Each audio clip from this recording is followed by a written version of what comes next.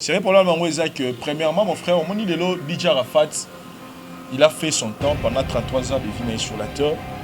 Aujourd'hui, DJ Arafat a joué Manzembo, Moroboé, on est toujours à la bouée. La tata sur ma coupe l'année, t'as qu'à modi la gagne, mon le kedio que les basima matala que la gagne, Arafat et Wania, que la tata sur ma coupe la deux, que le matin de matala, banco de maman, Nabana, ça veut rien dire de tout, tu ne fais que écouter pour danser. Que Matounier, Marami Oyembiabi, et Nayemi et Loroté, les plus importants, ça va yoga, Dina. Vous comprenez? Mais si vous dites que inspiration dans la Makitoshi Bill Clinton. Les animateurs, moi j'ai écouté plus les animateurs, pas les artistes. Moi j'ai écouté Bill Clinton, Arafat de Extra Musica. Voilà, c'est mes deux plus grands animateurs. Voilà. Donc quand je faisais beaucoup de coupés décalés, je m'inspirais d'eux. Aujourd'hui, je fais tout style de musique. Donc je suis partout. Mais Oyo Temika Mba, tu es tout baloba ni bena lulu wakatusha di kunimanto. Moi chini bakatisha balonda tu londa mushindo. Ça dit mama oloba, baluba bayebi mama oloba. Mais DJ Arafat abi rakata butura kotomba rakata tu rakata tapara. C'est quoi? C'est rien du tout. Toi écoute c'est une danse. Ceux qui ont la bine, na mito, na okima mbaou na ndiaye. Na oluka taba kriya oluka. Na côté studio pour na bête à bord de façon que na concentrer pour tout ce qu'on a mis sur le tamboli Afrique Mobimba et les deux émissions à Kala et à RFI. Ça dit ça, des choses qu'on va découvrir, mais ceux qui disent à la fois, on dit que Jomo et Bill Clinton, c'est le moment pour la Bill Clinton à saisir l'opportunité. Ils ont l'héritage DJ Arafat à Tikeli. Donc il faut donc il est grand temps pour la Bill Clinton à côté de studio Mbango avant tout corps en ébimé. C'est-à-dire l'eau mo répète ma pour comprendre que Bill Clinton au DJ Arafat à nous bailler. Et puis pourquoi pas tant soit récupérer place à DJ Arafat. C'est-à-dire que un showman mo bené pour Bill Azana showman il y a les bomba il y a des gars il y a World nga lo barango. C'est-à-dire un génie de la musique. C'est-à-dire ce qu'on a un génie Azanango à moment yango pour na Bill Clinton pour nga. En tout cas moment Bill Clinton a rose sous en vol ils a moment donc ça dit pas comprendre que DJ Arafat na moment no loba Bill Clinton en nga yo et puis et qu'on font la macamubele parce qu'on a besoin de showmen dans sa musique dans biso comme vous ça dit bah talent on est dans la carte il faut tout ça là on a celui to zongi to zugara to ke musikate to zugara année passée to ke to zuno année oté to zugara janvier 2018 tina décembre 2019 tina décembre 2018 il y a pas 3 artistes musiciens biso ba tourner dans 5 pays Afrique. Il n'y a pas plus de 3 artistes musiciens à Bichou à Congo. Il n'a pas plus de pays, pas plus de 5 pays en Afrique. Il n'y a pas plus de 3 artistes musiciens. Donc, ça va tourner dans 5 pays d'Afrique. Mais tant que les musiciens ont succès, danger dans Bichou. Donc, tu as soulevé quelque chose de très important. Pourquoi ils ne sont pas sollicités? Parce qu'il y a un succès. Il y a des fans. Mais pourquoi ils ne sont pas sollicités comme les 2 ou 3 autres sollicités dans 5 pays d'Afrique de janvier à décembre 2019? Mais bon, on peut pas misser à Congo. C'est pas une leader a mis parrainage. Les lois misser à Bisso, ils se plaindre. CD Nambo était comme un souté. DVD Nambo était comme un souté. Que les musiciens des aïeux, quand on a mis ça, CD, DVD, qui sont la victoire, ils ont souté. Les musiciens aujourd'hui font comme ça. Mais les lois, vitesse à G et vendu dans Internet. C'est dans l'Internet que les gens jettent. L'homme le plus riche du monde a vendu dans site Amazon. C'est-à-dire qu'il faut pas misser, il faut comprendre que vitesse à monde change, vitesse à mon changer. Donc il faut s'adapter à des autres. De l'autre vitesse à comme une Internet. De l'autre tout se passe dans Internet. Les réservations, tout ce qu'on fait dans la vie est comme une Internet. C'est-à-dire même à vente, même il y a YouTube, tout. On a besoin de YouTube, on traite tout sur Internet. On se comprend. Maintenant, à niveau de commis, il faut pas comprendre les locaux. Si vous moyen de retirer en Internet, il y a des préalables. Pour ça, la biche c'est-à-dire, les préalables, d'abord, musicien face à nous. Il faut qu'on tape dans le monde. C'est-à-dire, ils ont un bateau. Quand on veut, on peut.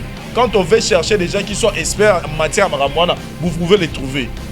Parce que les gens qui ne faut pas Vous comprenez? Donc, souci, c'est va comprendre que c'est va tirer au rêve qu'un jour, il va sous CD dans le monde pour gagner. Que va DVD dans le monde pour gagner. Il faut comprendre que les gens pour gagner la musique, il faut les réseaux sociaux.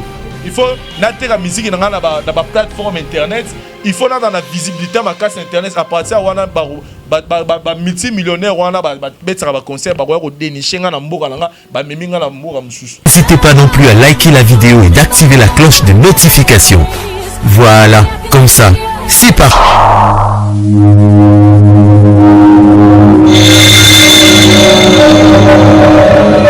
La voix du peuple, oh, la voix du peuple, oh, c'est bien, oh.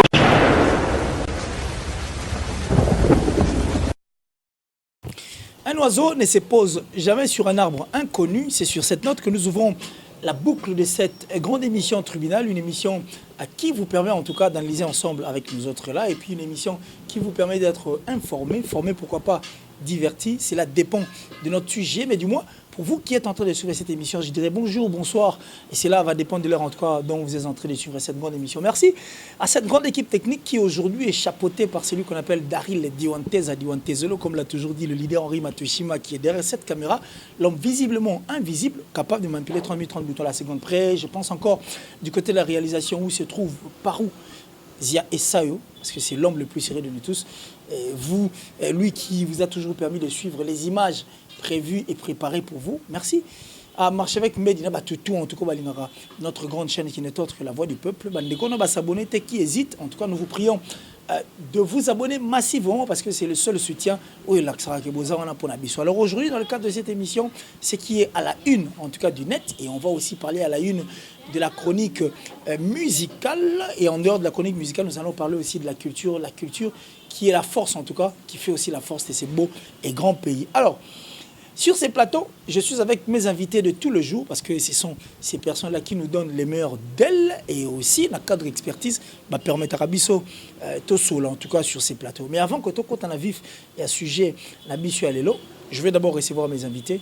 Et déjà à ma gauche, je vais prendre Vincent Chulis, qui est de tout le temps, en tout cas de tous les jours, qui nous a toujours accordé son hospitalité. Vincent Chulis, bonjour et bienvenue. Ouais, bonjour Killer si l'intello, comme j'aime vous appeler, l'intello. Donc merci pour un moment où tu as tout ça sous partage. Ce qui me fait du bien aujourd'hui, c'est que avant d'entendre le Loba, les gens nous prenaient peut-être parti pris, le roi Tolingara Moutomo pour tout Kitsara Moutomo. Mais au moins aujourd'hui, on a compris que Bato Batala Bisso va comprendre que tout ça Ramoussa Nabisso, tu as ramené Bato vérité.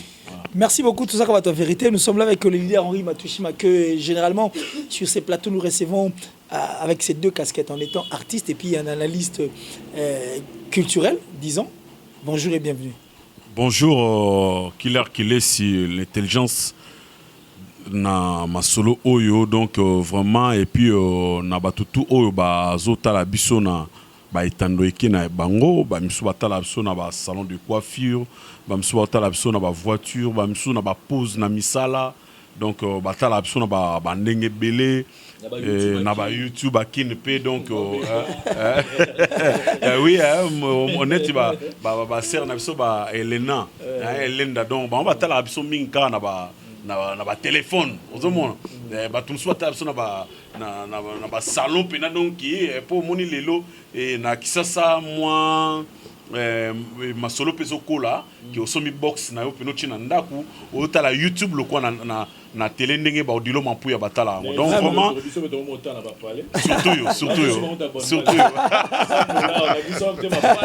vraiment donc teme motema pasi te omoni kolinga kozala la page kozala na actualité ezosenga bongo omoni surtout que yoza cultivé donc c'est normal et batou tout bazotala biso vraiment na lingaka bino mingi et puis émission lelo vraiment na dédié à mon grand frère chéri le président des affaires humanitaires monsieur Didi Kinwani, il est au prêtre avant l'heure prête.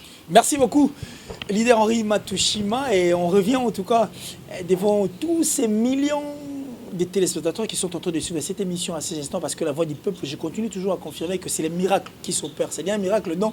Et nous, et vous, Qu'est-ce qui se passe juste pour toi avant ça?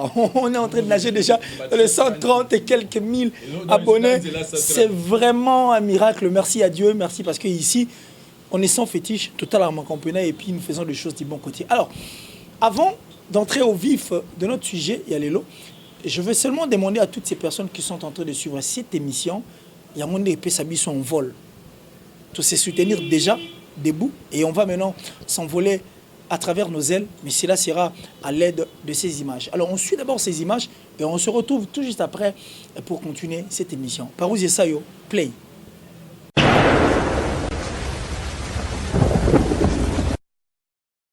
Donc nous on s'est inspiré, le coupé décalé s'est inspiré de la musique congolaise, les atalakou. On sait pas ce qu'on dit. Mais même les sapeurs, vous êtes inspiré des sapeurs aussi. Ce même flow là, ceux qui savent faire, ceux qui connaissent comme moi Arafat, le même truc qu'il fait. Moi je peux faire. Je suis venu à RFI avec Juliette, c'était vraiment trop chic. Tu vois, après tu as ton truc. T'écoutais qui? Taboulé Rochereau, Kofi Olomide, Papa Wemba Père Sonam. Mes animateurs, moi j'écoutais. Moi j'ai écouté plus des animateurs, pas les artistes. Moi j'ai écouté Ben Clinton, Arafat de Stramosica. Voilà, c'est mes deux plus grands animateurs. Voilà. Donc quand je faisais beaucoup le coupé décalé, je m'inspirais d'eux. Mais aujourd'hui, je fais tout style de musique. Donc je suis partout. Mais Arafat ça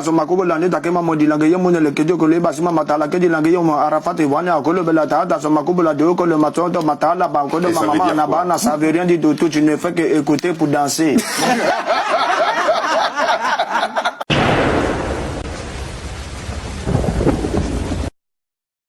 De retour sur ces plateaux, pas de commentaires à faire là-dessus parce que l'image est lobby déjà, donc les images ont parlé d'elles-mêmes.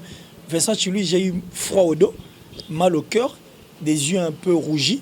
J'ai parlé que RE, moi, on a expliqué le gars parce que total image et lobby, nyonso. D'abord un commentaire à chaud comme ça par rapport à ça. Personnellement, tant que dans la image, il y a DJ Arafat, paix à son âme en tout cas. Paix à son âme, ou à les solos, il y a Bill Clinton, Boé. Ils ont poussé à réfléchir et belé. C'est-à-dire, avant tout ça, tribunal, moi personnellement, je n'ai pas sujet plutôt. Je n'ai pas eu ça. Pour nous, on a solar na bango. Et je sujet moi réflexion, moi maïle. Tout me rappelle au Panzaïdé. En tout cas, j'ai compris que il y a vraiment un sérieux problème n'a pas rien artiste émission à Bisso. Barry Matushima. En tant qu'artiste, les gars, ça passe. Pas un problème, pas un sérieux problème. C'est un problème c'est que premièrement mon frère, mon idélo DJ Arafat, il a fait son temps pendant 33 ans de vie sur la terre. Aujourd'hui, DJ Arafat a eu manzembo moro boé, on est toujours à la boé. Azoloba que matunier, marami oyembiabi et nayembi et loroté, les plus importants ça yoka dina. Vous comprenez? Mais si quoi DJ Arafat Amazoloba qui inspiration nanga Makitoshi Bill Clinton. Spawn. Oyo te bikaemba tu es tout baloba ni bena lulu wakatusha dikuni manto. Bo chini bakatisha balonda tu londa mushindu. Ça dit mama oloba baluba bayebi mama oloba. Mais DJ Arafat abi rakata putura kotomba ratatu rakatu tapara. C'est quoi? C'est rien du tout. Toi écoute c'est une danse. Et puis vous oblige à danser. Et puis batuba bina. Vous comprenez? C'est-à-dire quoi? Au moment lelo et le réseau sanga ba musicien na biso lelo c'est que bazo comprendre que autre temps autre mœurs. Lelo tous un problème il y a géographie, il y a ba mélomane échanger. Au moment ba papa na biso bato ba dona ba papa te mais bato bazo passer déjà ba 50 ans mata likolo. Mais qu'est-ce que ça les rétro pena comme ça ça dit 50 ans mata baza bato lelo net leader il m'a touché baza musicien.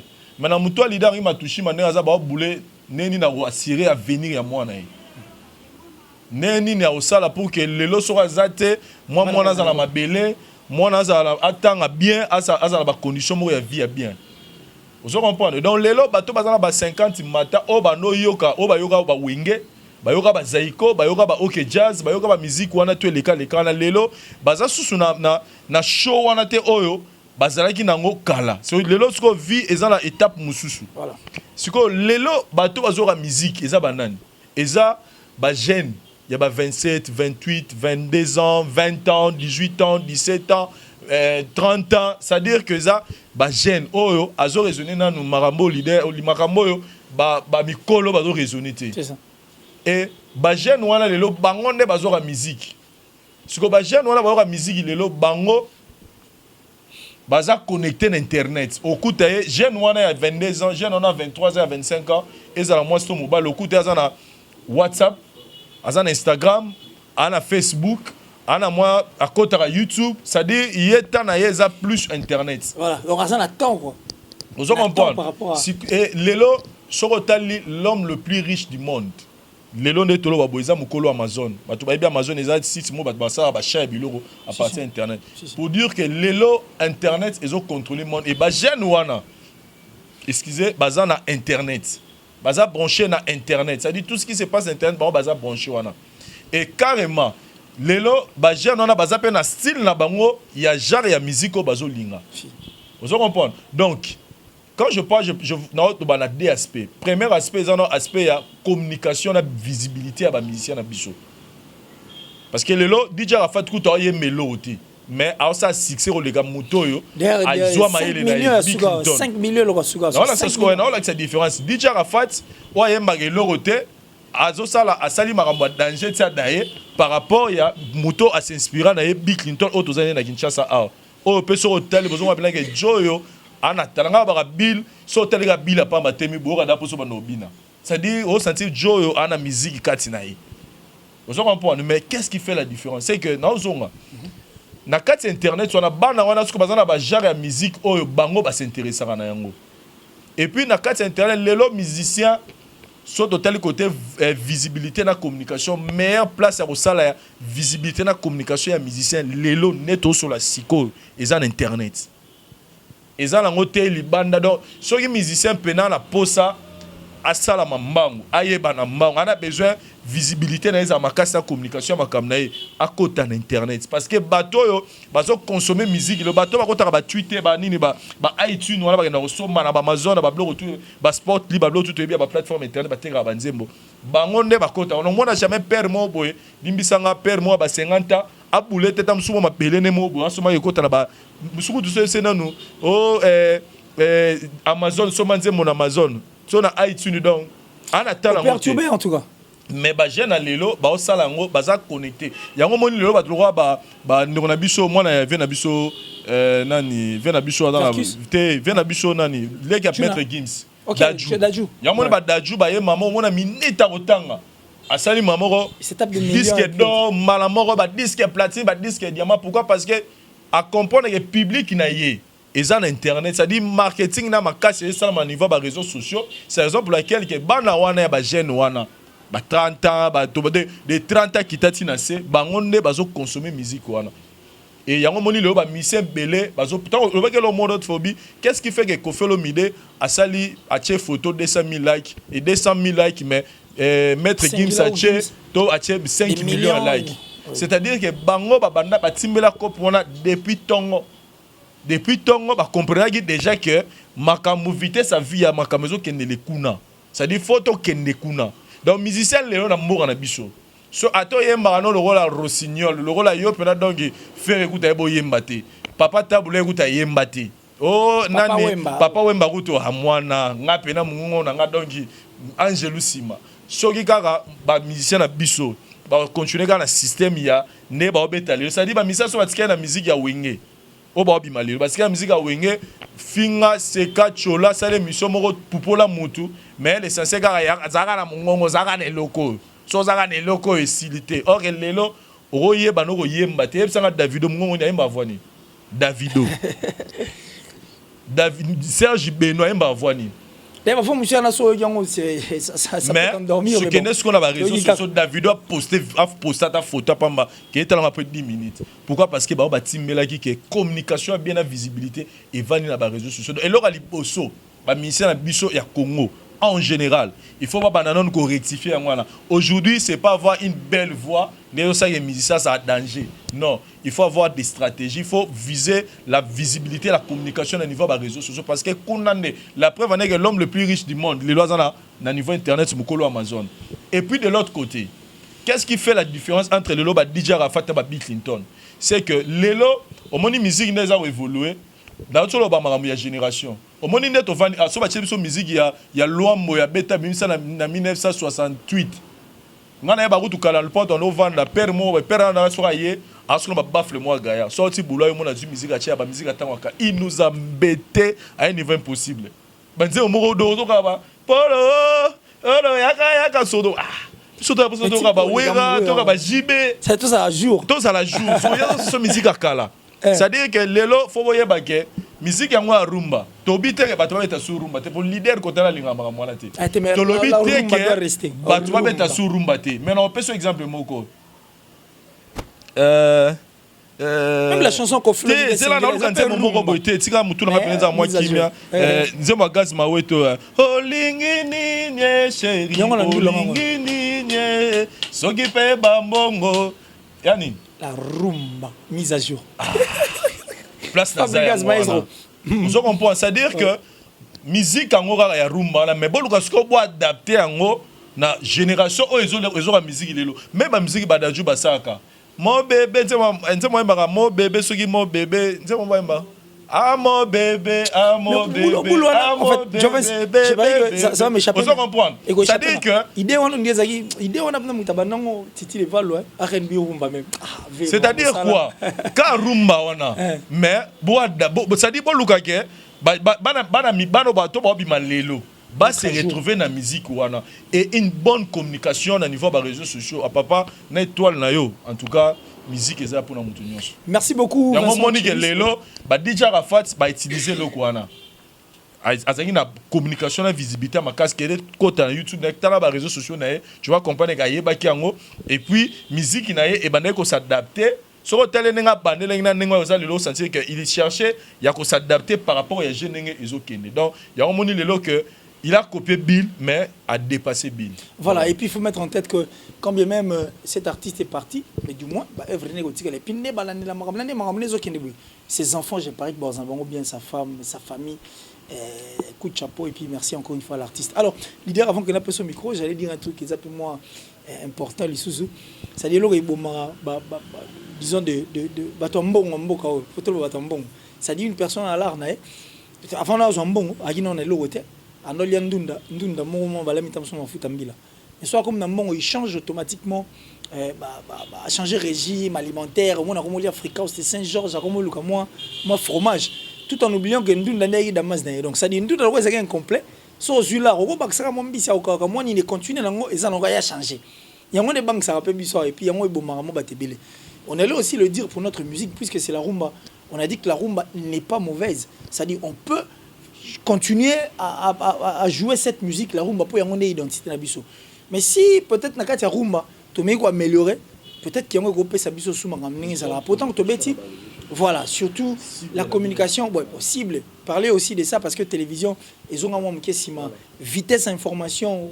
Il y a même la présidence, tout le monde recharge la presse en ligne et tu vas comprendre que la presse en ligne aujourd'hui, en fait, ce qui a très dans Internet, vitesse information à ma casse où les gens sont là en train de parler. Donc, les gens étaient un peu réticents, mais du moins, il a compris la grandeur. Ferrego là aussi également, et les autres artistes et musiciens, ils ont affiché. Alors, leader Henri et Matushima, nous avons parlé de cet artiste qui est parti, DJ Arafat, qui s'est inspiré dans Bill Clinton, ou animateur, c'est-à-dire Atala Kunde Tobenga. Mais aujourd'hui, dans le cadre, on sent que DJ Arafat a s'inspiré, mais a volé plus haut. Pour nous, en tant qu'analyste et puis en tant qu'artiste et musicien. Et là, on est au sur la carte. Tu vas s'inspirer pas na biso, bazo avancer. Même Ndombolo to beta, mutu muso beta Ndombolongo, mais qui n'ont pas musique quand même biso bakolo Ndombolo. Obi na seki makasi parce que au moni na news to ko sala na news to ko loba ils ont dépendre pe na mboka. D'ailleurs, condoléances à l'artiste, donc l'artiste ne meurt jamais, œuvre et continuer pour représenter. Mais ce que je dirais pour nous les Congolais, notre problème c'est d'ailleurs politique. Il y a culture na biso congolaise. eza d'abord nous ya kokufa ozomona killer. Comment tu peux parler na internet na mboka au courant zalarate? Par exemple, comment tu peux utiliser internet sans courant? Que les lots tu ba combo ya ba fader, tu ba délissage, ba combo dans le passé zalaité. Et puis ezaki passion mona ke batwa lali sans courant. Le bac qui est na pan moko autant sous na cabine bino mais au moins maintenant que cabine ça bien tourner mais ba pesa bino par semaine tam sous courant 2 fois. To ya ka na butu tang batwa lali so bola muki na tongo ezate. Vous allez comprendre. Net par exemple le place nganaza. Donc il faut sambela retournera, faut zo téléphone bien ndeni courezali.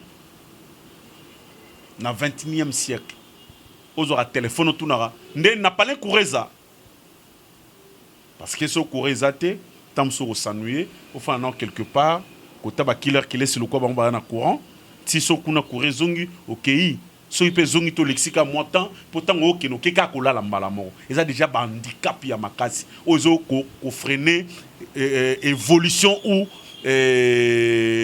développement ya culture na biso. Lelo DJ Arafat bazana ba vitesse wana parce que bazana politique moko bo na mboka na bango nanu ke bazuna nous internet ba fibre optique et conso ba tiangona à la portée de tout le monde ozomona po yebisanga lelo nso zobetela mutu par exemple bazana kini net ba biso o expliquer mutu ba Amazon o expliquer ba Twitter donc surtout Twitter ba yebongo kapona ba politicien de ba Twitter kuna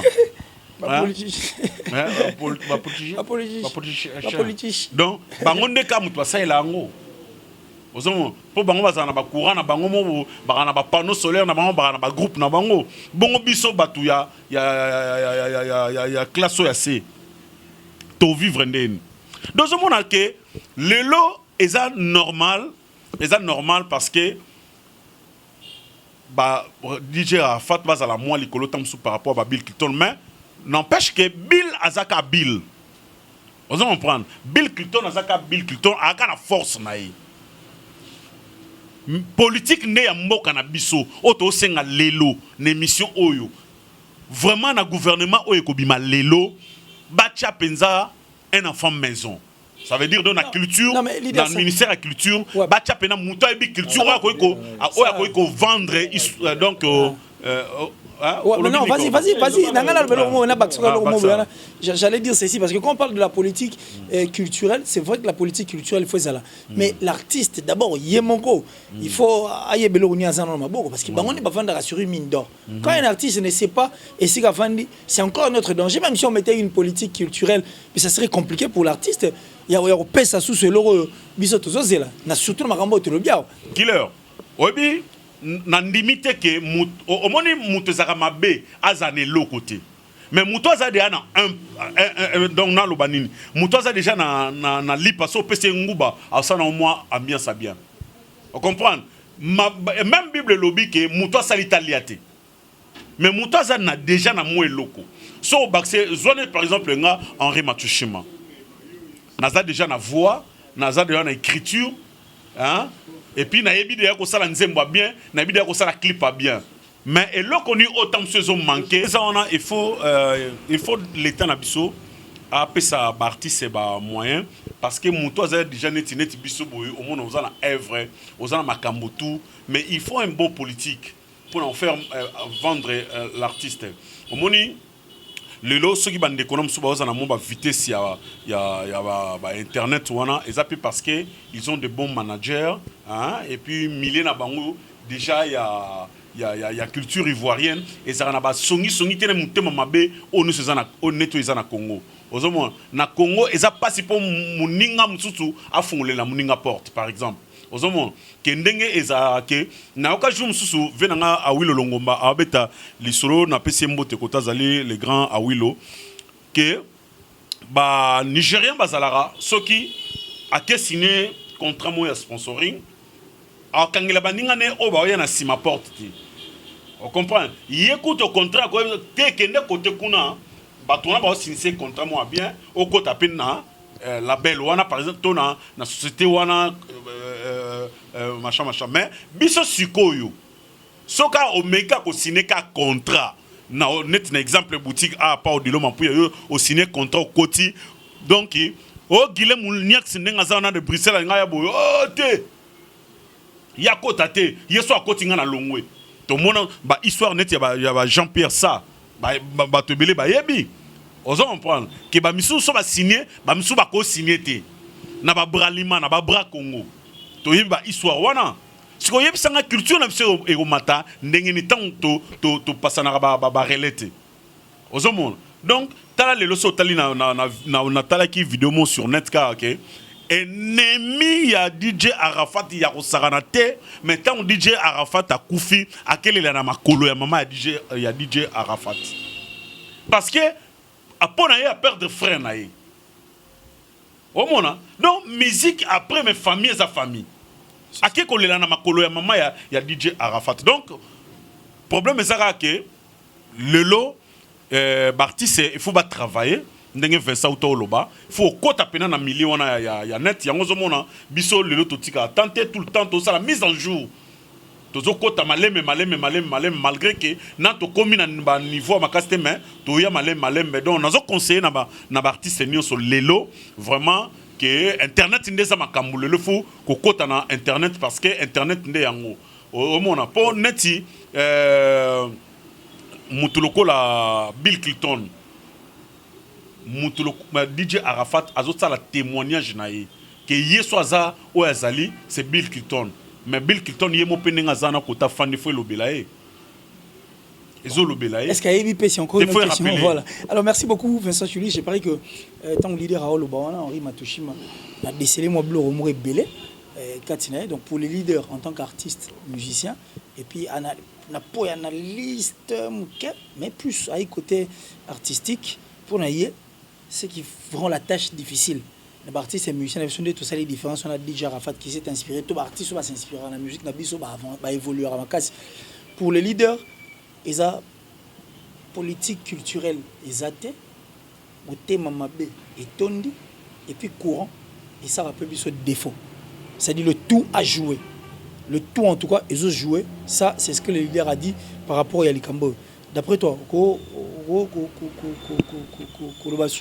cas, avant la bande, personnellement, je suis Bill Clinton sur la émission Oyo. Nous attendons une chanson, un truc là pour rendre hommage à DJ Arafat. Et moi, je pense que Balobi, dans les circonstances, nous sommes. Beta fitste, on va aller. Circonstances, nous sommes la vie et qu'on appelle à ma béméo et au jour na yango. Vous comprenez? Dans les lobby Clinton, ceux qui ont la Bill, na minito, na okima maou na ndiaye. Na oluka taba kriya oluka. Na côté studio pour na beta bord de façon que na concentrer pour ba tout ce que na minito ba blo on est tamboli Afrique mobimba et puis les émissions kala les gars na RFI. Ça dit ça ba de choses qu'on va découvrir mais ceux qui disent Arafat on ni ma Jomo ou Bill Clinton azanani. Vous comprenez? C'est le moment pour la Bill Clinton à saisir l'opportunité.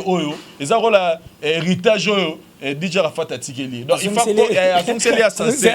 il est grand temps pour la Bill Clinton à côté studio Mbango avant de couronner bimé. C'est-à-dire l'eau m'aurait bête à ma pour comprendre que Bill Clinton ou DJ Arafat à nous bailler. Et puis pourquoi pas tant soit récupérer place à DJ Arafat. C'est-à-dire que un showman m'aurait pour Bill Azana showman il y a les bomba il y a des gars il y a World Ngalo Barango, c'est-à-dire un génie de la musique. C'est-à-dire qu'on a un génie à Zanango, à moment yango pour na Bill Clinton pour en tout cas moment Bill Clinton a rose sous en vol, ils a moment où. Parce que quand moi je parlais de l'étoile, le moni na moto à sa bima, on a commis na 50 ans, moi personnellement à Lobango, le moto à sa joué en vol. Et quand à l'église en 50 ans à Kitty, c'est-à-dire qu'il y a un problème, il y a distraction, dans mon problème il y a management. N'est-ce pas le roi Bill Clinton n'a pas de carrière na yé. Maison mère les marquis tout. Bill Clinton a dit mutumoro lelo il faut à la niveau ya likolo makasi. Mais ce Bill Clinton a quitté c'est parce que management na direction dans la direction il y a bien été. Vous comprenez? So ça dit il est maintenant temps de Bill Clinton à comprendre que moment là on a profité d'une opportunité. Donc en tout cas Bill Clinton le plus vite que possible les studios maman ou papa c'est la sur le Moro Boé dans cette dit pas comprendre il y a déjà Rafa Tana Mamando Loba Bill Clinton en a eu et puis et quoi au fond là Makamou Belé parce qu'on a besoin de showmen dans sa musique dans biso comme vous ça dit bah talent on est dans la carte il faut tout ça là on a dans ce qui dans Ngambusco il y a leader Henri Matushima moi lobby il y a politique à Mboka na biso oui politique culturelle ils a bien été mais dès to fandi awa ngaita na beta masolo il y a visibilité na communication na niveau réseaux sociaux na beta na masolo ya TKT na beta na masolo ba Haïti nité que au change mon internet ba somba te parce que pour ba somba yo faut ba yeba yo vous comprenez tant que kala ba leader ba yebi to zaika na chaîne moko RTNC na Congo ngambu c'est à dire papa malobelo mo etikanga tina mutu lolo abi tant que les zaiki na OZRT soko chenze mo la OZRT teza mabe batu at the fait ka bando yo ko chaque jour ba yo ka nzembo pour place so la yona nelo musu ezado faut bo so ngana shadow bando chaka nzembo wana et ce qui faisait que batu bando linga ka nzembo parce que ba linga na voix moko ya communication mais lelo ba pesi bango siko chance ya voix ya communication mo wana ezo suka na kin na braza mais lelo siko ba musicien ba joui opportunité ya ko sala marketing na bango ba sala visibilité na communication sala bango na réseau na ba réseaux sociaux. Pour nous retirer photo na Facebook, papa, na limite faut la courir tipo quoi. Na limite pour nous retirer photo na yo, na réseaux sociaux. Na limite pour nous poster photo na Instagram. To la gisi makamno ne no sala tam sous vidéo mo il y a 5 ou 3 minutes. Na limite parce que to le vérité oui, politique il tire une chose à ma mais lelo 1 giga dans $1 na mboka na biso. Na ba réseau nyo so 1 giga za $1 avec 1 giga ko sa vidéo ko sa ata 30 vidéos na journée. Donc moi ce que je vais revenir c'est que sur les allègres pour la politique à mboka mais ba musicien oh ba sali succès na ba réussir ba carrière na bon dans les réseaux sociaux ba rappel na Congo ba nga ba réussir. Donc moi je comme ça dit lelo si il y a des artistes musiciens avec le même système du pays rien n'a changé depuis lelo mais ils ont réussi il y a impacté dans niveau des réseaux sociaux et que percuté dans la carrière na bango et que le laisser bango danger dans niveau d'Afrique c'est que ils ont problème ce qu'il y a mutu yo mo artiste. Parce que dans le vélo, on a pas de photo na niveau ya Facebook parce que ba au moins les lots tourner ta masolo ba jeune. Parce que les lots musique à musique à maman na ba papa la musique à ba jeune.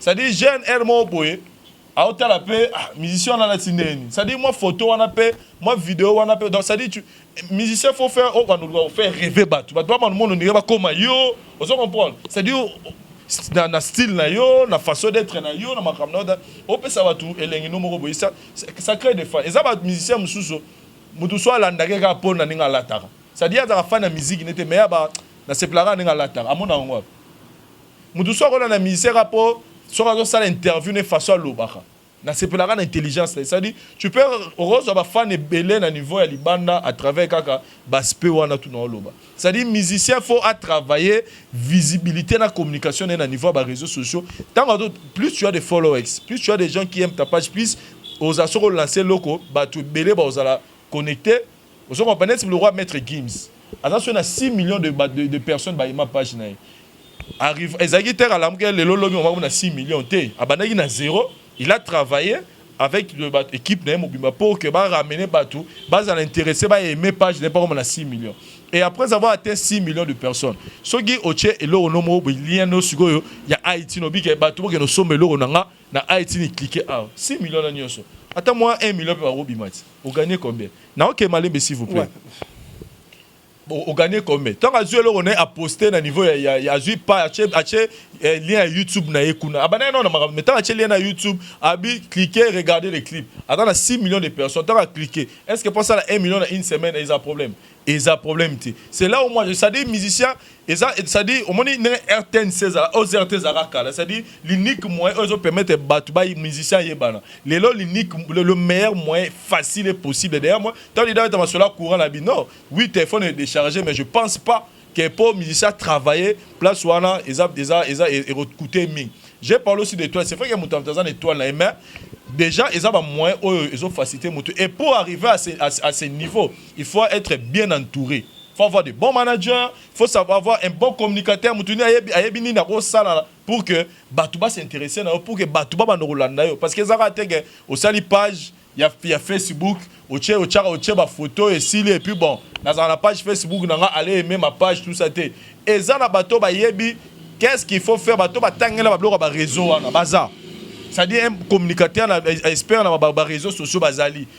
Qu'est-ce qu'on peut faire pour que tu rendes sa visibilité dans le niveau de internet? Parce que quand tu as plus de visibilité, tu as plus de followers, tu as suivre papa banani kutu ba bana ba roi ya bana ya nani bana ya Angleterre ba prince ou Angleterre voilà. Regarde comment on suit leur vie.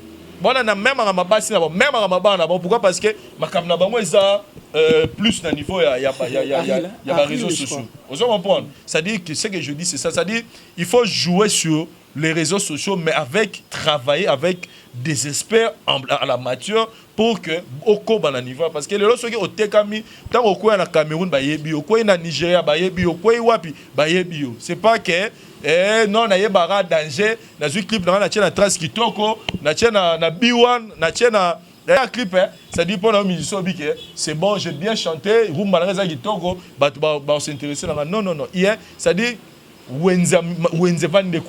et puis quand je parlais de problèmes dans d'autres Panza, quand je parle de problèmes, il y a genre il y a musique.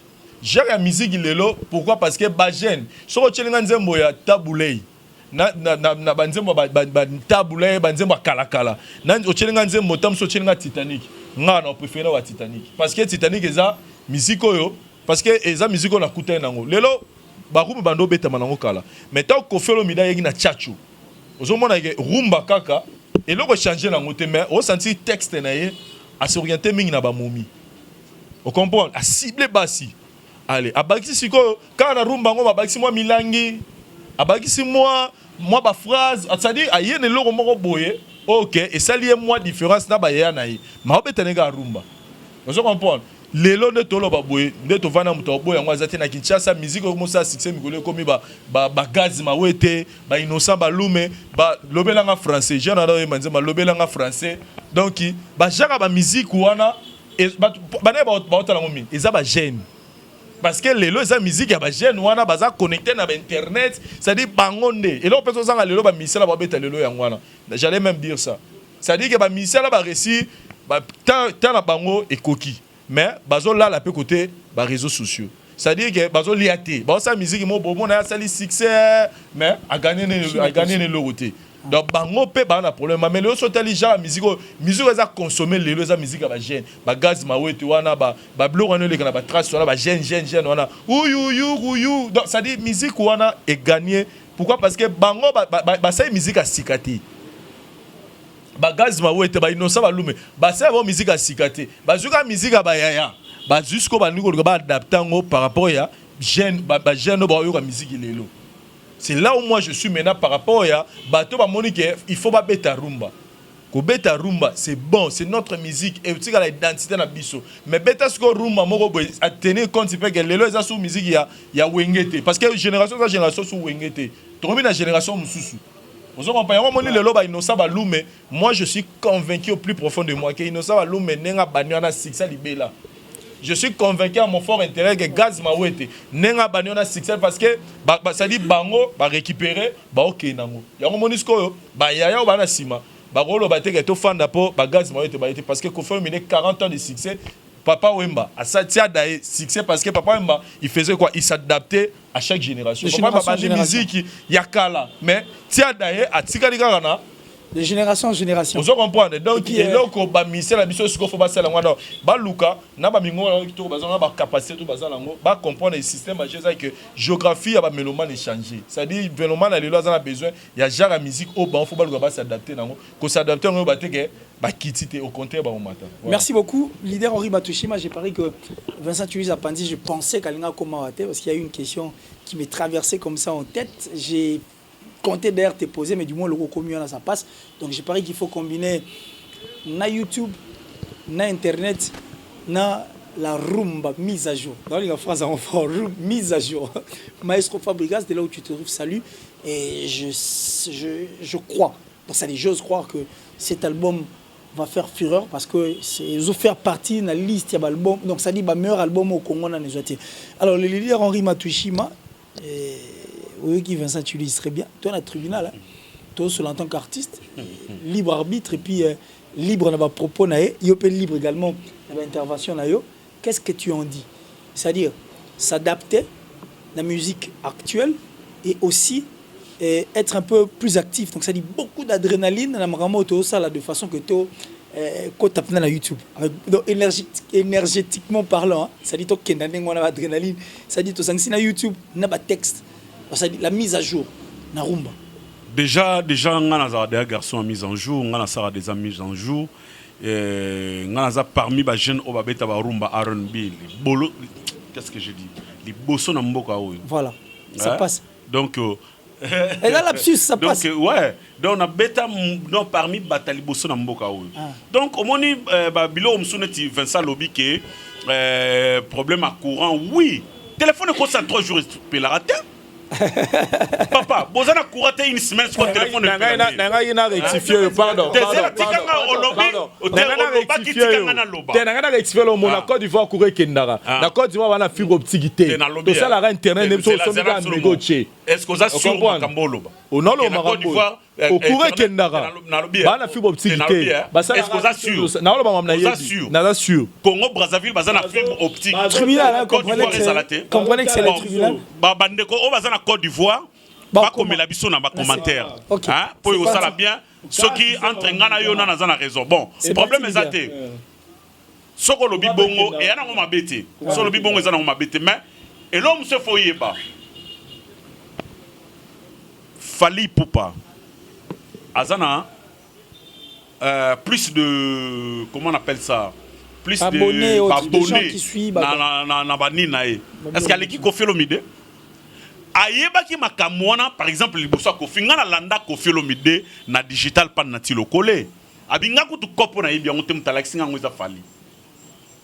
On comprend? Mais c'est attends, et ça problème. C'est le numéro 1. Attends, et ça problème il y a communication papa. Et ça problème il y a communication. Il y a na lobaki, yango na lobaki ke politique culturelle na biso et ça mabé parce que oyebi pour nani. Mais les artistes jouent de ça. Attends. Pas jouer quand même.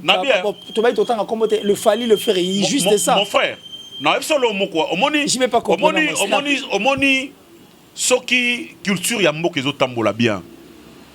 Il y a aussi des réunions, réunions de communication. Ils ont raqueté sous batpaye. Hein? Tout le monde est transcrité autant à Yakiawati. Abenga qui artiste et tokendaki. Oui.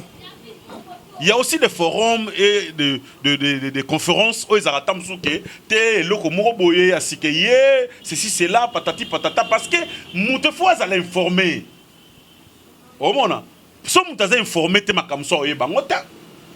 D'abord dans la Bible lobi que mouto péché sans kaye bazali soumouté. Non mais leader attends leader quand nous parlons de l'orotoloba pour la musique parce que ces artistes. Je te cite aussi sur la liste de ces artistes que vous avez déjà empreinte ici.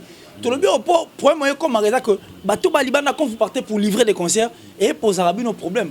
Au Roya, le fait de ne pas avoir de fans, le fait de ne pas se faire connaître à l'extérieur, au Mona, RDC, un grand pays comme le nôtre, s'il vous plaît, un grand pays comme le nôtre, qui n'a pas plus de 5 artistes au Baleka, 6 pays en Afrique. Pendant qu'on est de l'Afrique. Voilà. C'est encore un autre problème. Il y a moins de place dans Nazali, et ce qu'on a un peu louche, parce qu'ici, nous avons déjà des empreintes. Il y a un concert, mais à l'extérieur, c'est-à-dire vendre cette musique et vous vendre à l'extérieur. Apparemment, c'est une illusion. C'est-à-dire les artistes sont hallucinés, disant que net ça succès. Permettez-moi, pardon. Permettez-moi. C'est bon, leader. À chaque fois, tu sors à tribunal Awa, na loba eloko, mi coloniaux sont Zambasala. Même internet au balandara biso ba ebi ke na lobali kambo trop. Toza na problème, il y a ba management. Donc des vrais managers. Yebsanga par exemple. Le problème il y a ba manager, on a peu de solution. Mais attends, Nabi hein. Comme ça tu vas prendre le micro hein. Qu'il soit libre. C'est bon, c'est parti leader. On y va. Mais obi au moment là yo comprendre que ceux mutaza asa mal informé. Toi informé. Aoyeba makama salandeni na likamunio so o mutasalaka il faut de gens au bako ko aider na domaine on yebisanga de faux chanteurs aux producteurs aux managers c'est quoi ça Donc, aux ana ba limite. Aux ana ba limite. Et ça ma kamususu ne par exemple ngani na zabona mirte na internet par exemple. Au monde que ba jarnet il y a ba page, ba Instagram, l'autre là le tweet tout na bien ngoté papa na bien ngoté na gâché le monter na bien ngoté. Mais il faut des gens où à quoi aider. Si quoi attends, il y a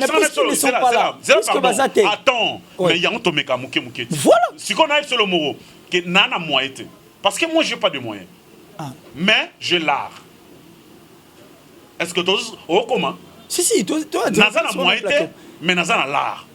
Si quoi le kola mbatu oyo baza par exemple na connaissance, na savoir, ba poussa ni pembe nangate. Pour aider na ba domaine nga na yebité na ko évoluer comment na nzambeta na za l'homme multiple facettes.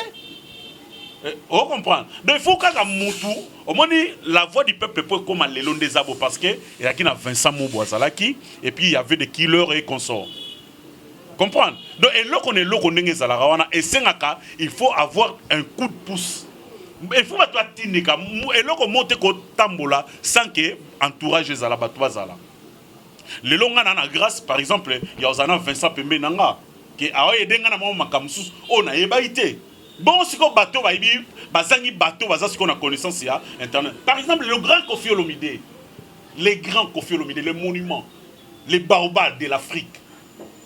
O aleka na télévision lobake na yebaki makambote mutakoti sengango fali. Est-ce que vous comprenez en fait? Yo lingolo ba Koffi Olomide l'équipe fali na babonné. Zela papa. Donc na epso ke ezali eloko tout ba yekola rango. Il faut y avoir internet vitesse oye na ngona mboka na biso e bandi kala mingiti. Tout se dévoiler ba fasti. E bandi pena kala mingiti ba vitesse oyo. E bandi koya. So biso to réussir en ngote ata ba to ya na sima na biso ba ko réussir en ngo. Au monde tant biso to non négliger internet, tant sumo bana miki bazaki déjà na moins vitesse. Au monde. Oui. Donc eza ba petit msou lelo au monde wana tant susu azana moins communicateur na imo boazala na ye tamsu masane pour foutete mais tamsu masa batanga na ye ozo comprendre masa nazo edete abasala aboye abasala abo abasala abo tu comprendre ngo abani ko sala biso pe malembe tozo meka comprendre ngo. Merci beaucoup leader, je parie que jeunesse manque d'expérience et la vieillesse manque de force. Déjà to comme la vieillesse amarambango. Bon merci pour le bateau nyoso baza na carte internet. Vous aviez écouté le leader Henri Matouchima et l'artiste Nabiso musicien Bazo Yoka. Mais Vincent Julis, peut-être parce que Togo Moko maintenant la sous-émission, ça fait débat. Ils ont pas une tribunal à Kitoko, Nazala présentateur en tout cas. Aujourd'hui, je suis l'homme le plus heureux en tout cas. Le plus heureux. Alors, Vincent Julis, qui leader Henri Matouchima, il faut qu'il y ait toujours maître ou soit une personne qui va t'initier. Un parrain, voilà. Il faut qu'il y ait un parrain. Pour que vous arriviez au Salamarambo et tout ça, comme Koffi Olomide, on le dit. Mais justement, le parrain et surtout le plan on dirait qu'il faut qu'il y ait un parrain parce qu'il fallait, on dirait, si photo le banc du parrain, puis à Koffi, en ce qui concerne l'internet et autres. Mais j'ai pris qu'aux 8 ans, leader, s'il vous plaît, aux 8 ans, il y a eu. Alors. L'homme soulevé et Salingaï et la moussing et l'homme. Ok. Vous n'en mettez pas 6 artistes au 5. Si, il n'y en a pas plus de 6. Même quand on fait au Tunis, ça va me comme soit bêta. Seul Fali qui a percé, excusez-nous. Seul Fali où tu as créé le Nigeria et qui parle portugais. Hein? Je crois Guinée côté long attention bon Pépé Calé. Je suis en train de dire non, nous parlons maintenant la Pépé Calé c'est vrai. Ah non qui va dans la Caraïbes. Justement on ne parle pas de l'Australie, on parle de l'Afrique ici. Ce qui est sûr est vrai, les artistes belé soit quitté dans Mboka belé Afrique inaperçu mais pendant que Panabiso c'est une star. Il n'y a pas plus. Il n'y a pas plus de 6 artistes. Il n'y a pas plus de 6 artistes. Ah bah ça serait difficile. Alors, on y va. S'il vous plaît, leader, on y va. On risque de perdre. Davido soya il est inaperçu. Whisky du soya il est inaperçu. Les deux familles pisco il est inaperçu. Tango tamo net Akim Singa ba tout face. Soya na moko les gars inaperçu. Diba soya na moko les gars inaperçu. S'il vous plaît, leader Vincent, Achemine déjà. Ce que je voulais dire, c'est quoi? Il évolue plutôt. Ce que je voulais dire, c'est quoi? Celui qui zongi, tu as toke musikate. Tu as année passée. Tu as année ôté. Tu as janvier 2018. Tina décembre 2019. Tina décembre 2018. Il n'y a pas 3 artistes musiciens qui sont tournés dans 5 pays d'Afrique. Il n'y a pas plus de 3 artistes musiciens à Bissou à Congo. Tourné n'a pas plus de pays, pas plus de 5 pays en Afrique. Il n'y a pas plus de 3 artistes musiciens. Donc, ce va tourner dans 5 pays d'Afrique. Mais tant que les musiciens ont succès, danger dans Bissou. Donc, tu as soulevé quelque chose de très important. Pourquoi ils ne sont pas sollicités? Parce qu'il y a un succès. Mais pourquoi ils ne sont pas sollicités comme les 2 ou 3 autres sollicités dans 5 pays d'Afrique de janvier à décembre 2019? Mais bon, on peut pas misser à Congo. Tu peux pas leader a mis parrainage. C'est-à-dire quoi? Moi, mais dans la vie, il y a une chose, mon frère. Ce qui est dans la vie, aux hommes que Makamo boy et les kilo makasi. Faut se décharger. Non, on va bien. Il faut se décharger. Ce qui est déjà dans la vie, au moins d'ailleurs Makamo et les kilo makasi. Les kilo. Qui est kilo ne refait ba no dindi. Ego ba no dindi. So petit ma belle funga mo dindi possible. Peut-être est très profond. Très profond. Donc justement, il faut se décharger. C'est-à-dire que dans la vie, moi, c'est un principe de ma vie. Et là, tout est pour ça. Si tu le veux vraiment, au fond de toi, tu le désires en toi, au kita, au mata, il faut au joyango. Je le dis par ici. Alors vouloir, c'est pouvoir. Et là, tous ont besoin de la vie. Si on a décidé que il faut na salle, on est na ligne na salle lango, au joyango. Parce que il y a eu des gens qui ont pu. C'est que Matouchi m'a pu faire dans sa vie. Moi aussi, je peux le faire. Parce que Dieu nous a doté de toutes les capacités. D'ailleurs, on nous dit que sur les 100% capacité, c'est pour tout ça, moins de 10%. Donc, pour dire qu'on a d'abord, en soi, on a toutes les potentialités qu'il faut dans la vie. D'abord, c'est-à-dire, si on a la possibilité d'atteindre le niveau où atteindre, vous comprenez? Donc, qu'est-ce que je voulais dire? Moi, ce que je voulais dire dans cette histoire, c'est quoi? Moi, mon souci, c'est quoi? Les lois, misé la biso, se plaindre, c'est de n'importe était comme insulté. DVD n'importe était comme insulté. Que musiciens des aïeux, car moi, les musiciens, CD, DVD, qui sont la victoire, et ça a sauté. Les musiciens aujourd'hui font comme ça.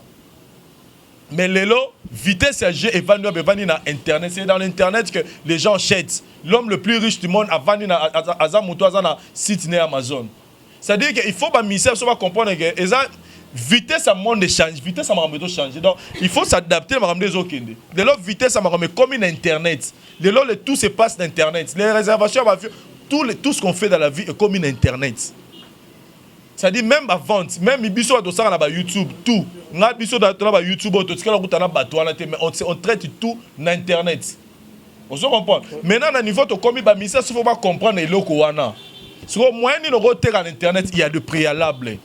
Pour ça la biso ezani yango, c'est-à-dire ba préalable ezani ya liboso d'abord musicien face à nano, il faut qu'on tapenza na monde nango. Aïe, c'est-à-dire ils ont battu. Quand on veut, on peut. Quand on veut chercher des gens qui sont experts en matière de marijuana, vous pouvez les trouver. Parce que il faut bazala. Vous comprenez? Donc, le souci, c'est que les missions vont comprendre que les missions vont tirer au réveil qu'un jour, ils vont sous CD pour gagner. Que ils vont DVD pour gagner. Il faut comprendre que les gens pour gagner la musique, il faut les réseaux sociaux. Il faut que la musique dans la plateforme Internet. Il faut dans la visibilité de la casse Internet à partir de multimillionnaires qui ont un concert, qui ont déniché dans la musique. Voilà. On pas les places dans la oui. On a plus à 7 minutes. Hein? On a plus à 7 minutes. Il y en a 6 là. C'est-à-dire que les musiciens, bon, en fait, on équipe ça moi achètement idée. C'est-à-dire que les musiciens, il ne faut pas comprendre le quoi que il faut exploiter l'aspect wana. Parce que la victoire dans terre sous DVDT. Il faut pas exploiter secteur. Parce que pour pas exploiter il faut pas louka parce que il y a des gens oyo banda qui en fait même souper là banda ko bano c'est kabango. Ah yego to ba comme ministère ba ya ba internet mais les gens ont compris que kuna ne makamboza. Donc message nga pesa parce que soko zeli bazong sur le courant. Ozeli ba so ba tchela yo fibre optique na mboka oyo. Otika liga wa no zela rara. Mais quand tu bouges les choses font quoi? Bouge aussi. Bouge, voilà. Merci beaucoup.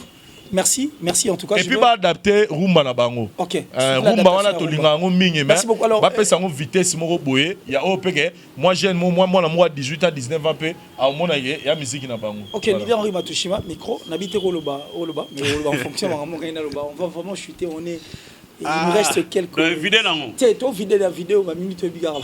Les gens tu ça en deuxième parce que c'est meilleur tribunal tu ça en ta deuxième il nous reste moi 6-7 minutes mais avant de se séparer nous étions tous dans le ça dit le colo dans les airs. Mais on va revenir ici sur terre à travers cette image éclairante. Par où c'est ça? Je vais encore revoir cette histoire de question de vous détendre et aussi vous mettre un peu d'eau dans la bouche pour émouiller moi gorge nabino parce que tu connais moi le coloming. Tout dans il y a DJ Arafat et c'est peu ça avant. Ça ne veut rien dire. Toi tu n'as qu'à écouter danser. On va danser, on suit et on se retrouve tout juste après. Comme ça, nous allons poigner tous ces images, les temps que nous avons mabé. Parousia, c'est parti et puis tu écoutes la juste. Merci. Est-ce que tout ce que vous chantez au début de vos chansons, vous le faites? Vous pouvez refaire quelque chose comme ça là? Oh, quand le tata sur ma coupe l'année takema modi langue mon le kedio que le basima matala que langue yo Arafat et Wania que le tata sur ma coupe la de que le maton de matala banco de ma maman na bana ça veut rien dire tout tu ne fais que écouter pour danser. Merci beaucoup Parouzi Sayo, le caméraman et puis le réalisateur le plus sérieux de nous tous pour cette image et surtout en complicité avec Daryl Diwantessa. C'était là DJ Arafat en 2000 Mabundi, voilà. Donc ça dit, qu'est-ce que ça veut dire? Ça ne veut rien dire. Toi tu n'as qu'à écouter et puis danser. Il nous dit vrai que ça ne veut rien dire. Tu n'as qu'à écouter, danser et il se tape des millions. Au Lobindeni, pour l'image, pour te chuter la bisonne après mot de la fin, moi caillou. Mais ils ont une animation, hein? Parce que DJ Arafat, DJ Arafat, donc fanatique à Bill Clinton, le grand Bill Clinton. Message. Mais oui, au monde problème est que pour naïe, azo créer langue naïe moko personnel. On comprend. Les langues naïe, les allo quoi parler en langue. Il parle en langue. Mais oui. Donc parce que le monde wana oyazo kende wana ka yende mutaye bien. Et puis il peut mutako ko expliquer ngo. Ozomona. Parce que au moins ma kamia lobana so betata 100 concerts à nos salons ka bongo. Est-ce que n'a pas so comprendre? Si. C'est-à-dire que so ayena concert moro ba a bo sana monter au salon ka bongo. Soit qu'il y a un concert so salon pe ka bongo. Donc il a que ça monde na yi. Hein? Ça t'a plu? Et c'est pas du tout quand même élément, ouais. Donc, mais oui, c'est un monde naïe, ezali oyoye ayebiko sala. C'est l'animation en fait. Donc, à répéter yango très bien, à bongisi yango, à créer mon monde naïe mo boy oyo, à pesi bato abike ata oyo ki maloba ngote mais yo binandeka parce que à cela on peut batunde babina. Voilà. Alors un conseil à Bill Clinton. Mais attends, non, c'est le moko. L'animation n'y a pas de Congo, c'est significatif. Ok, vous avez raison. Il y a beaucoup de zala. Ouais. Il y a exception dans chaque chose. Exception sans rater. Alors un conseil à Bill Clinton et un conseil, nous sommes adeptes. C'est-à-dire bateau bazarananzela. Il y a Bill Clinton parce que c'est une école au le coup farati. Et puis la moni école en coup farati. Il y a Serge Léo. Désolé, mais Bill Clinton l'école continue. Alors, un conseil peut-être? Non. Je sais, je vais revenir là. Bill Clinton, on voit directement c'est Léo. Je sais pourquoi j'ai dit ça. Je veux revenir là. Nalobi, l'école de Bill Clinton est aussi la ratée parce que même il veut chanter comme Bill. Donc Bill a une école où il faut rater après l'école de Kalouji. C'est pourquoi j'ai dit c'est le scrum.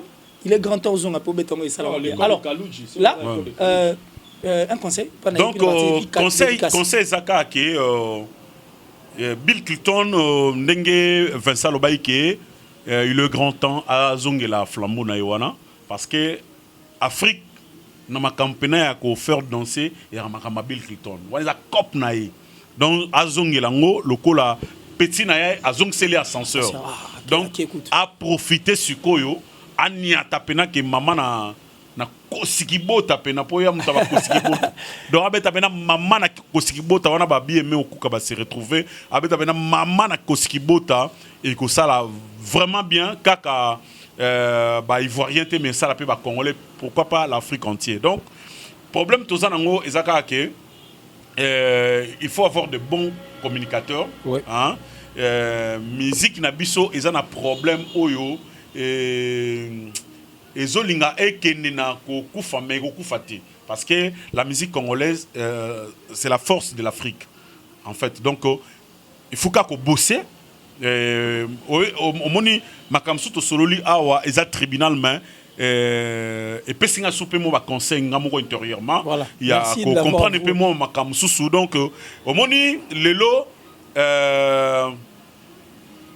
musique congolaise ngana loba on kaka ba kondika ba changer politique culturelle donc politique culturelle kaka so ba changer ngo na ebisio to beta masolo musuna mboka oyo parce que il y a des gens au bazana volonté mais ils n'ont pas de moyens au mona donc pour ozwa mutumoko bano landela par exemple internet na yo hein mutumoko abano sa abano landela par exemple donc to bakama kamno tout il faut foutailler parce que on passer vie na ye pour aller la makam na yo pour ça il y a publicité ça il y a marketing alors que il y a marché ça il y a contact tout il faut ça payer mais so yo moko artiste aux na moyen au foutenine voilà so par exemple eloro bobi eloro moko elinga ko échapper nga papa la qui cité que moto soit ça le succès que faut bête en Afrique entière non ti ba Nigeria ba ivoirien autour ba ça la succès ti au monde appelle aussi la tamsoupé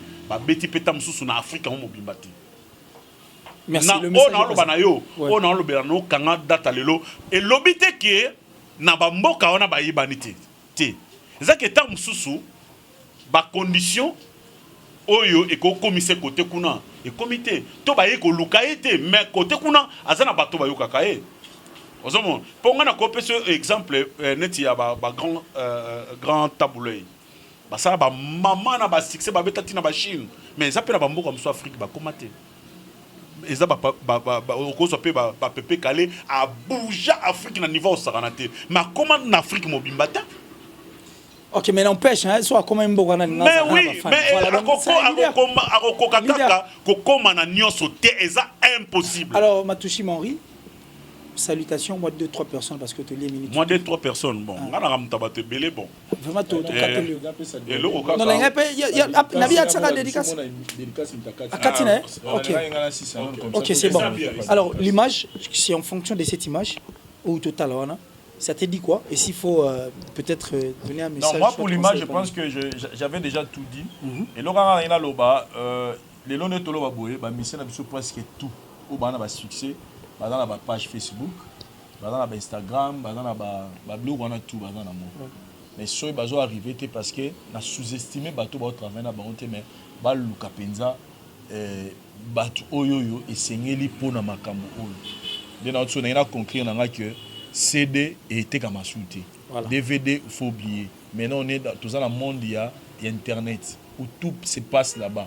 C'est-à-dire que ba mission na biso ko ba luka ba vendre ça l'équipe pour que va vendre Mombi a un succès d'argent à Kinshasa mais il gagne beaucoup plus d'argent que les musiciens belé amour en ambition parce que il a compris le système.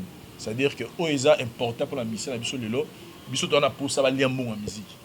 Nous avons pour ça base à solliciter à travers l'Afrique pourquoi pas le monde et pour piste à monnaie au baro utiliser les réseaux sociaux parce que c'est la jeune génération qui écoute, qui sont plus branchés, connectés dans Babylone ou dans Bango. Et quand je parle de la jeune génération, c'est-à-dire que vous ciblez le public, nos clients, parce que tout le temps, il faut cibler les clients. Les clients, il y a la jeune génération. Alors, il y a la musique qui attend à Kalati. Parce que même si la musique attend à Kala, tant que tu as parce que tu as la musique qui est lelo. Donc, excusez-moi, on a besoin de la musique qui s'adapter na milieu na bango na makam na bango bazo sala et tant bo changa na niveau il y a ba vente on mona ke ba resomba bino Ceux qui ont la Kinshasa baza connecté à internet mais libanda baza connecté et les lots ba mission bazo bénéficier nango ne sont pas consommés que par des Congolais. Au contraire, goût bateka plus libanda chez les étrangers. Moi j'étais quelque part dans Mboka Moroboy où les gens pensaient même qu'ils nous sommes loup mais quand c'est innocent loup baza rando na Nigérian. Parce que adopté pourquoi passer genre la musique azo beta na génération là bazo retrouver que ça musique na bango et facilement sur atie logo mon alelo innocent loube il fait partie ministère le sur atie logo na quelques secondes millions il fait des millions il fait beaucoup de vues sur internet pourquoi parce que il a compris les jeux il a compris le système que naie jeune mais faut na lukana adapter musique na pour que ba jeune voilà ba c'est plan na donc ba musicien souvent lié mon musique alors ba adapter musique na bango par rapport au public oyo ba comment s'intéresser ba perdre na biso ba 50 ans au bouler asomba lupa on patika ba ni bien on attend ba moi mais moi là voilà papa so mêler iPhone pour à côté na iTunes à côté ba réseaux sociaux pour aller ba landela actualité ba musicien na bango donc c'est très important. Merci beaucoup. Alors leader Henri Matouchima 2 3 4 5 personnes donc na pesana no ba félicitations na jeune leader Innocent Balume parce que na ataki elo on est il y a Sikezo marché très bien donc bah félicitations na jeune leader et bah moté na kopesaka na Guilhem Mouniax de Bruxelles na Jean Kadi Kamalandoa depuis Bruxelles na pesi moté na Yemoko Simon Mbidi Kashimani muta complication comme ndenge massa nanga José de Londres sida bilé la lobaka et puis na moni bongo dira makaya ya ba diran pourquoi pas na Eva Moiri na Autriche et puis na Papi Congolo na batutu o balingaka l'artiste Henri Matouchima toza toujours na studio tozo sala musala ya sika après Didi Kinoni na Mitiki il y a d'autres chansons où ils ont na chantier où ils ont na poussé ya encouragement na bango où ils ont na poussé ya soutien na bango et toza na poussé ya batu ba aider biso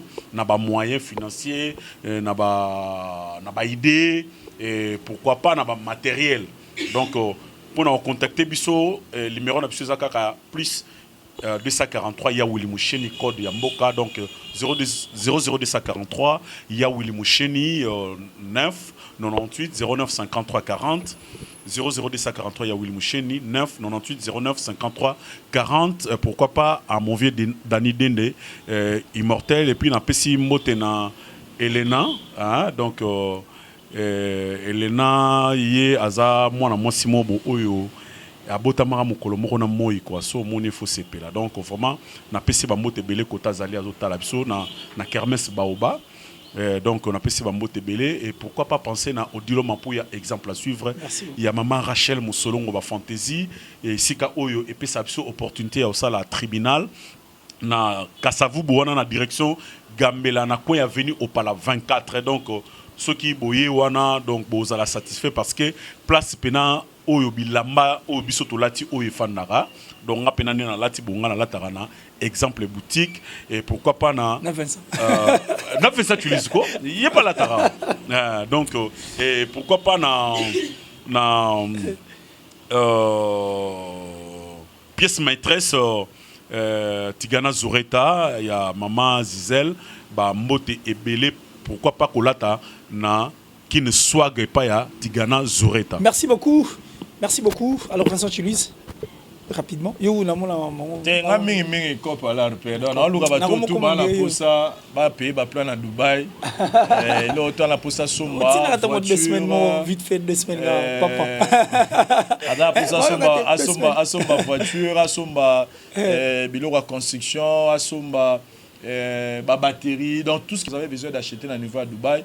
Bon contacter Bisso donc mingi bat bana poto ça attend comme à Dubaï était vite en caillou mais mbongo neza ala pour ça a sombelo mo boye et à Kinshasa donc nous sommes mieux placés appelez-nous pour recevoir on a nga kimia et puis pour na bandeko bazana pour ça visa à Turquie bah hésitez te contacter surtout aider bango pour faciliter ba démarche et puis il y a batumi bazo déranger pour la Grèce et à Grèce to tchango na nous stand by parce que par condition et bazo proposer to za na mo pena d'accord té moni mamoza en ba crédibilité quoi donc on veut plus travailler dans la Turquie automoni que tous à l'aise et puis et ba monsieur sur Sima merci nanga na yo merci na leader Henri Matouchima pena Dari de Wante ça na pesa na manga ba dédicace za mo pena mi té na pesa Elena Mbote place Azali Herman Ngoma, le jeune millionnaire, mon ami, Mbotenayo, Gigal, mon ami de Dubaï. Voilà, tu as habitué à ma banga boité. Tu as niveau monsieur.